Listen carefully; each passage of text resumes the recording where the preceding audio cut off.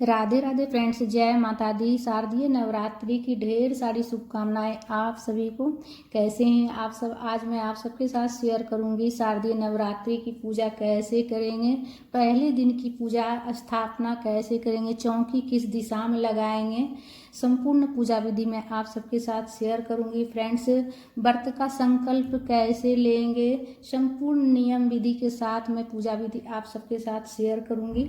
तो सबसे पहले तो जहाँ पर पूजा की चौकी लगाइएगा वहाँ अच्छे से साफ सफाई कर लीजिएगा और पूजा की चौकी लगाकर उस पर लाल पीले गुलाबी रंग के कपड़े का आसन दे दीजिएगा और पूजा की चौकी के पास थोड़ा सजावट कर लीजिएगा। इसलिए कि नवरात्रि में माता रानी का स्वागत के लिए आप जो है ना, माता रानी की स्वागत में आप पूजा की चौकी थोड़ा सा आप सजावट कर लीजिएगा। आर्टिफिशियल फूल से भी आप सजावट कर सकते हैं या फिर ओरिजिनल जो फूल आती है उससे भी कर सकते हैं। आर्टिफिशियल से कीजिएगा तो ये होगा कि आपका जो है ना 10 दिन तक फूल जो रहेगा वो मुरझाएगा नहीं, सजावट बिल्कुल खिला हुआ रहेगा। और ओरिजिनल से कीजिएगा तो एक दिन में ही मुरझा जाएगा और जो है ना सजावट जो भी हम करेंगे तो वो जो है ना सजावट 10 दिन तक, विसर्जन वाले दिन तक रहता है, उससे पहले नहीं उठाया जाता है, सजावट नहीं हटाते हैं। उसके बाद देखिए अक्षत का आसन देकर माता रानी को विराजित कर लेंगे, गणेश जी को विराजित कर लेंगे अक्षत का आसन देकर। और अक्षत से हम अष्टदल कमल बना लेंगे चावल से और कलश स्थापन करेंगे फ्रेंड्स। तो कलश स्थापन के लिए हमने एक पीतल का कलश ले लिए हैं, लोटा ले लिए हैं और उसमें 9 बार कलावा लपेट रहे हैं, इसलिए कि नवरात्रि पर 9 की संख्या का बहुत ज़्यादा महत्व होता है फ्रेंड्स। तो 9 बार कलावा लपेटिएगा। कलश आप जो है ना मिट्टी का भी ले सकते हैं या फिर आप धातु से बना हुआ भी कलश ले सकते हैं। 9 बार कलावा लपेट लीजिएगा, इसलिए कि नवरात्रि पर 9 की संख्या का बहुत ज़्यादा महत्व होता है। उसके बाद रोली चंदन से आप जो है ना स्वास्तिक बना लीजिएगा कलश में। तो देखिए जो पूजा की चौकी आप लगाइएगा ना वो आप हो सके तो उत्तर और पूर्वी जो कोना आता है ना, उत्तरी पूर्वी कोण में आप पूजा की चौकी लगाइएगा तो बहुत ही अच्छा रहेगा। या फिर उत्तरी पूर्वी कोण जैसे आपको नहीं मिल पा रहा है तो पूरब दिशा की तरफ आप पूजा की चौकी लगाइएगा और आपका मुख जो है ना पूजा करते समय पूरब दिशा की तरफ होना चाहिए। जिधर सूरज निकलते हैं ना, सूरज देवता, तो उस तरफ पूरब होता है, तो पूरब दिशा की तरफ आपका मुख होना चाहिए। ठीक है। उसके बाद हम कलश को विराजित कर लेंगे और अष्टदल कमल के ऊपर उसमें थोड़ा सा गंगा जल डालेंगे और कलश में उसके बाद स्वच्छ जल से हम कलश को भर देंगे। कलश में 5-6 चीज़ें डालना है, जैसे एक पुष्प, एक गांठ वाली हल्दी, सुपारी, सिक्का और देखिए फूल वाला लौंग डाल लीजिएगा, इलायची डाल लीजिएगा और थोड़ा सा अक्षत डाल लीजिएगा। गांठ वाली हल्दी नहीं हो तो आप हल्दी पाउडर भी डाल सकते हैं।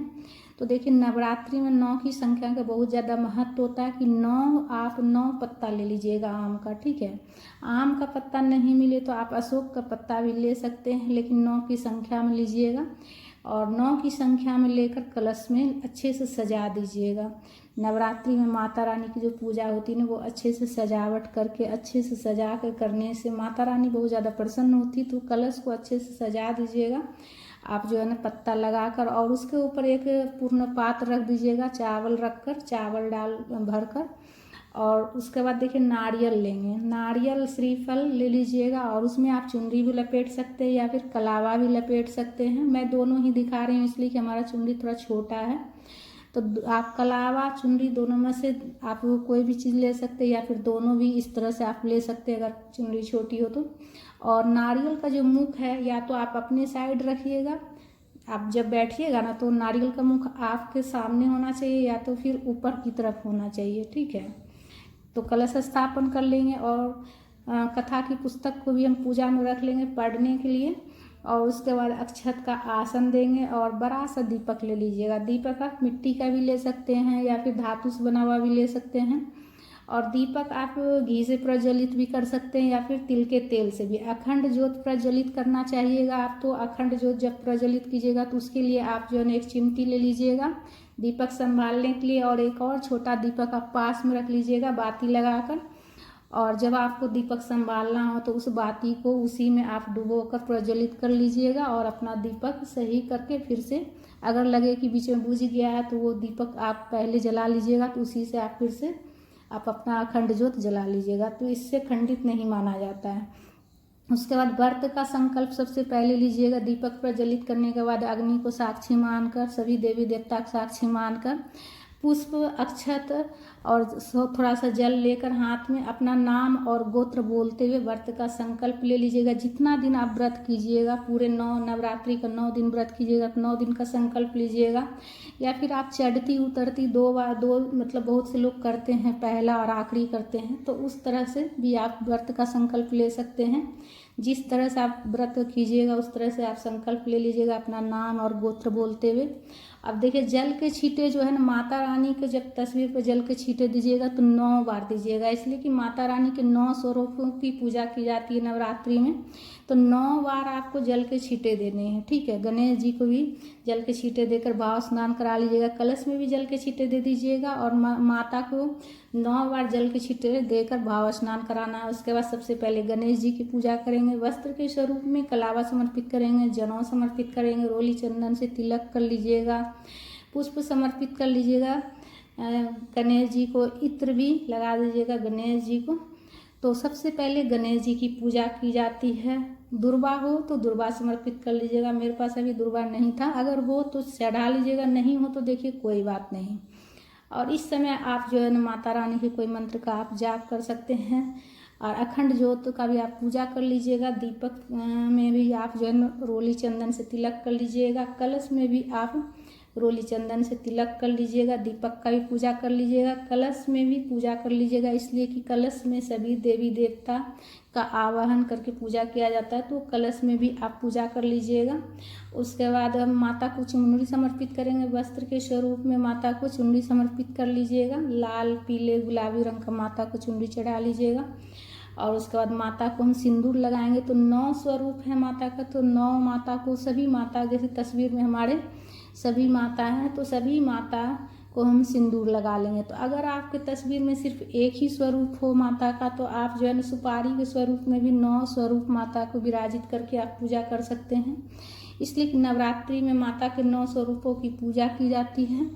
ठीक है, और माता तस्वीर में माता वैष्णो माता भी है, तो उनको भी हम सिंदूर लगा लेंगे। इत्र लगा दीजिएगा, माता को सुगंधित इत्र चुनरी में लगा दीजिएगा। उसके बाद देखिए, गुड़हल का फूल जो है ना माता को बहुत ज़्यादा पसंद है, अगर मिल जाए तो आप जरूर से ज़रूर चढ़ाइएगा, और अगर नहीं मिले तो कोई बात नहीं, लाल पीला रंग का जो भी फूल आपको मिल जाए माता को चढ़ा लीजिएगा। और कथा की पुस्तक में भी फूल चढ़ा लीजिएगा, और माता का फोटो है उसमें, तो उसमें भी सिंदूर कर लीजिएगा माता को, और अक्षत, तिल सब चढ़ा लीजिएगा पूजा में। और उसके बाद देखिए, ज्वार अगर आप बोइएगा तो ज्वार बोने के लिए एक मिट्टी का कुंडा ले लीजिएगा। ठीक है, और अगर मिट्टी का कुंडा अगर आप नहीं ले पाएँ तो आप जैसे किसी भी धातु का बना हुआ, तांबा, पीतल का भी आप जैसे इस तरह के गहरा बर्तन हो तो उसमें भी आप जो है ना आप ज्वार बो सकते हैं। इसलिए कि हमारे यहाँ जो हमारी एक बहन है ना, तो वो हमेशा हर साल जो है बर्तन में ही ज्वार बोती है। छोटा सा एक मतलब इस्त्री टाइप का, गहरा टाइप का ले रखी है, और उसी में जो है प्रत्येक साल बोती है, और इतनी अच्छी ज्वारें निकलती है, एकदम हरी हरी ज्वारें निकलती है। उसमें फिर स्वास्तिक सबसे पहले बना लीजिएगा, अक्षत और पुष्प डाल लीजिएगा रोली चंदन से स्वास्तिक बनाकर। और उसमें फिर आप देखिए, मिट्टी जो आप लीजिएगा ना, बलुआई मिट्टी होना चाहिए, जो थोड़ा बालू मिक्स वाला जो मिट्टी रहता है ना, बलुआई मिट्टी, तो उसमें ज्वार बहुत ही अच्छे निकलते हैं। ठीक है, और जो सख्त मिट्टी रहती है ना, गीला टाइप के, वैसे चिकना मिट्टी में उतना अच्छा ज्वार नहीं निकलेगी। बलुआई मिट्टी जो रहती है ना, उसमें बहुत ही अच्छा ज्वार खिल के निकलता है, और बहुत ही अच्छा मतलब हरा हरा ज्वार निकलता है। उसके बाद देखिए, आप ज्वार जो है ना आप 1-2 घंटा पहले ही भिगो कर रख दीजिएगा, और पानी से निकाल कर छान कर उसके बाद ज्वार बोइएगा। ठीक है, तो बहुत ही अच्छा ज्वार निकलेगा। उसके बाद ज्वार बोने के बाद जल से अच्छे से देखिए हाथ पर लेकर इस तरह से सींचना है। एक बार जैसे आप जैसे लोटा से डालिएगा तो आपका ज्वार दब जाएगा, इसलिए हाथ में जल लेकर इस तरह से जल के छींटे देकर आपको ज्वार बोना है। ठीक है, तो इस तरह से छींटे देकर जल में, जब भी आप प्रतिदिन सींचिएगा जल से, तो इसी तरह से हाथ पर जल लेकर सींचिएगा, तो आपका ज्वार बहुत ही अच्छा निकलेगा। उसके बाद देखिए, अगर इसमें आपका बंध जाए तो बांध लीजिएगा, नहीं बंध पाए तो देखिए ऐसे ही कलावा समर्पित कर लीजिएगा पास में ही, इसलिए कि थोड़ा बांधना मुश्किल हो जाता है इसमें। तो ऐसे ही आप जो कलावा समर्पित कर लीजिएगा, फूल चढ़ा लीजिएगा, और रोली चंदन से, लाल वाला रोली चंदन से 9 बार आपको इसमें टीक देना है। इसलिए कि नवरात्रि में 9 की संख्या का बहुत ज़्यादा महत्व है, तो 9 बार टीके कर लीजिएगा इसमें, ठीक है। उसके बाद चौकी के पास, अगर चौकी के ऊपर ही अगर आपका जगह हो तो रख लीजिएगा ज्वार बोकर, नहीं तो आप चौकी के पास में ही नीचे आप एक ईंट लगाकर, ठीक है, या फिर छोटा सा चौकी रखकर उसके ऊपर भी आप ज्वार बोकर रख सकते हैं। माता को सुहाग की सामग्री चढ़ा लीजिएगा। सुहाग की सामग्री में 16 सुहाग की सामग्री, 16 श्रृंगार भी चढ़ा सकते हैं, या फिर 5 श्रृंगार की सामग्री, 7 श्रृंगार की सामग्री भी चढ़ा सकते हैं। उसके बाद भोग लगा लीजिएगा। सबसे पहले जल का भोग, गणेश जी को फल का भोग लगाएंगे। और बतासा का भोग जो है ना माता को बेहद पसंद है, तो माता को आप बतासा का भोग लगा सकते हैं। उस पर लौंग, इलायची रख कर माता को भोग लगाइएगा। फल का भोग लगाइएगा। फल में आप 1 तरह, 2 तरह, 4 तरह, 5 तरह, जितना आपसे हो सके उतना आप कीजिएगा, ठीक है। इसलिए कि माता हमारा जो भाव देखती है सबसे पहले, तो ये नहीं है कि 5 प्रकार का होगा तभी माता प्रसन्न होगी। 1 तरह का भोग भी आप चढ़ा सकते हैं। मिश्री बतासा चढ़ा लीजिएगा। और पान के ऊपर लौंग, इलायची, सुपारी, बतासा, फूल वाला लौंग होना चाहिए, ठीक है, रख कर मुख शुद्धि के लिए माँ को चढ़ाइएगा। और फूल वाला लौंग होना चाहिए, फूल टूटा हुआ नहीं होना चाहिए, थोड़ा देख लीजिएगा चढ़ाते वक्त। और पूजा में दक्षिणा रखिएगा, इसलिए कि हमारी पूजा में अगर कुछ भी कमी रहती है तो दक्षिणा रखने से उसकी पूर्ति हो जाती है। धूप प्रज्वलित करके धूप भी दिखा लीजिएगा। उसके बाद हाथ में फूल लेकर, पुष्प लेकर कथा की पुस्तक हो तो पढ़ लीजिएगा, इसलिए कि हमारा व्रत और पूजा तभी पूर्ण होता है जब हम दुर्गा चालीसा का पाठ करते हैं, दुर्गा सप्तशती का पाठ करते हैं। तो आप पूरा अगर पाठ नहीं कर सकते हैं तो आप प्रतिदिन जो है ना दुर्गा चालीसा भी आप जब पढ़ सकते हैं। उसमें दुर्गा कवच भी दिया हुआ रहता है, वो भी आप पढ़ सकते हैं। क्षमा याचना भी लिखा हुआ रहता है, लास्ट में क्षमा याचना भी पढ़ लीजिएगा आरती करने के बाद। उसके बाद देखिए हवन, छोटा सा हवन इस प्रकार से आप सरल विधि से कर सकते हैं। छोटा सा हवन सामग्री, और ये छोटा सा मिट्टी का बर्तन ले लीजिएगा, उसमें हवन सामग्री रख दीजिएगा। 2 फूल वाली लौंग और 2 इलायची और कपूर, ठीक है, ये सारा चीज़ रख कर प्रज्वलित कर लेंगे। तो इस तरह से छोटा सा हवन आप सरल विधि से कर सकते हैं, जिसमें कि हवन सामग्री लौंग, इलायची और कपूर है। उसके बाद हवन करने के बाद देखिए आरती कर लेंगे, दीपक प्रज्वलित करके आरती कर लेंगे, या फिर आप कपूर प्रज्वलित करके भी आरती कर सकते हैं। माता रानी की आरती गाते हुए प्रेम पूर्वक माता रानी की आरती गा लीजिएगा, और आरती गाते हुए माता रानी की आरती कर लीजिएगा प्रेम पूर्वक। तो इस तरह से पूजा जो है ना सरल और संपूर्ण विधि से आप कर सकते हैं। फ्रेंड्स, तो वीडियो पसंद आया तो लाइक ज़रूर कर लीजिएगा। आरती करने के बाद माता को जो भोग लगाए हैं मीठा में, जैसे बतासा का भोग, तो थोड़ा सा अग्नि में समर्पित कर दीजिएगा, इसलिए कि अग्नि के द्वारा जो है ना भोग माता तक पहुंच जाती है। तो इसीलिए अग्नि में जो है ना आप थोड़ा सा हवन, जिसमें हवन कीजिएगा उसमें थोड़ा सा समर्पित कर लीजिएगा। उसके बाद आचमनी कर लीजिएगा। आचमनी करके प्रार्थना कीजिएगा, क्षमा याचना कीजिएगा। कथा की पुस्तक में क्षमा याचना लिखा रहता है, तो उसे देखकर आप पढ़ लीजिएगा। पूजा की चौकी पूरे 9 दिन तक हिलाना नहीं है, जब तक विसर्जन नहीं कीजिएगा। उससे पहले आपको पूजा की चौकी हिलाना नहीं है, और ना ही कलश हिलाना है। ज्वार प्रतिदिन सींचते जाइएगा प्रतिदिन।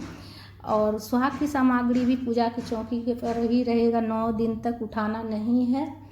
तो फ्रेंड्स, हमारा ये वीडियो अगर आप सबको अच्छा लगा है तो वीडियो को लाइक कीजिएगा, शेयर कीजिएगा, और चैनल पर नए हैं तो चैनल को सब्सक्राइब कर लीजिएगा। दक्षिणा जो है ना पूजा के पास ही रहने दीजिएगा 9 दिन तक, उससे पहले आपको दक्षिणा भी नहीं उठाना है। बस प्रतिदिन आप जो है ना फूल वगैरह हटाकर आप पूजा कीजिएगा।